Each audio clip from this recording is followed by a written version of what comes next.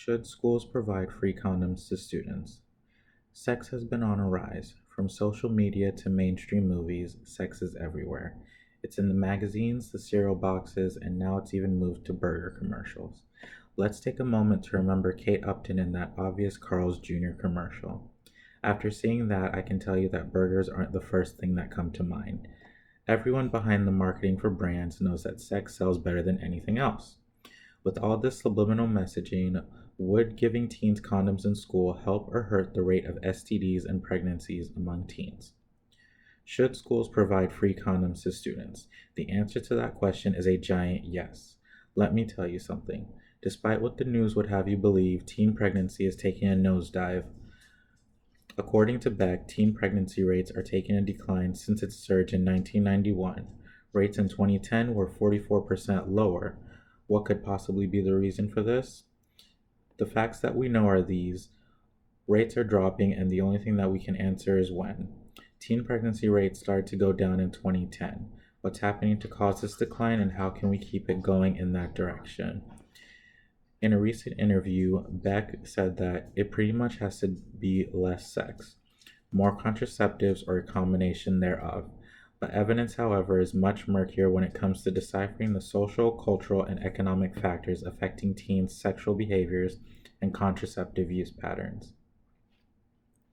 What is the most memorable thing about the 10th grade? If you ask someone that question, what would they say? I'd have to imagine something along the lines of, I joined student council, or I'm getting my GPA to high marks for the college of my dreams. For me, I did all those things. I got the grades, I joined the clubs, and I went to class. But coincidentally, I started to notice that something was happening. During my sophomore year, the girls at school were getting pregnant. It seemed like it was happening one after the other.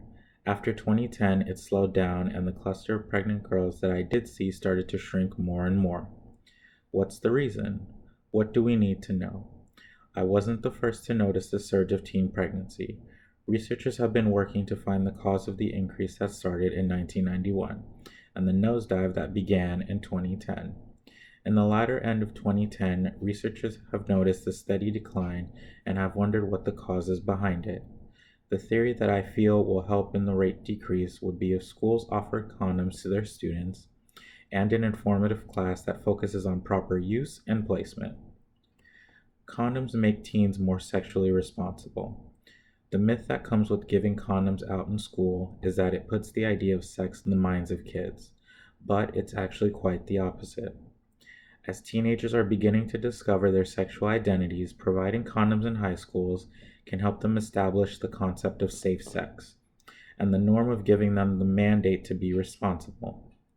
Introducing the idea of condom use into their consciousness at such a formative age may help teens view contraception as second nature, as opposed to something that either gender will have to continually negotiate with future partners. By establishing safe sex as the norm, we can bring about a society where teens are taught how to use the tools that can keep them protected. Syphilis and gonorrhea have existed since the time men rode horses to the market. STDs have given sex and sexuality a harsh stigma due to how many lives it has changed or taken from us. Providing condoms is a step, but condoms alone are just basic tools in a world of problems. But what about those who say that taking a virginity pledge is the way to stop anything from happening?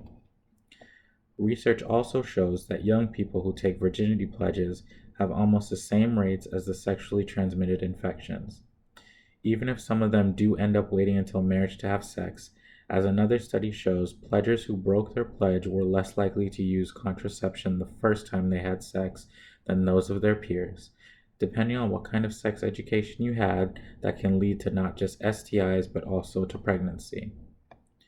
Lastly, we have tertiary care. The main focus is to give people who have contracted a disease that is now incurable how to live their lives to the fullest with the disease. Among U.S. high school students surveyed, 40% were sexually active, and of those, 30% had sexual intercourse during the last 3 months, and 46% of them didn't use a condom during their last sexual encounter. Another study also showed that half of the 20 million new STDs reported in the United States, each year are among 15 to 24-year-olds, and that people aged 13 to 24 accounted for an estimated 21% of all new HIV diagnoses in 2016. With these numbers that we have, it only proves that condom distribution is becoming a necessity to further instill safe sex practices. Whether we like it or not, some U.S. high school students are already having sex. As long as this is the case, schools should be there to help them stay safe.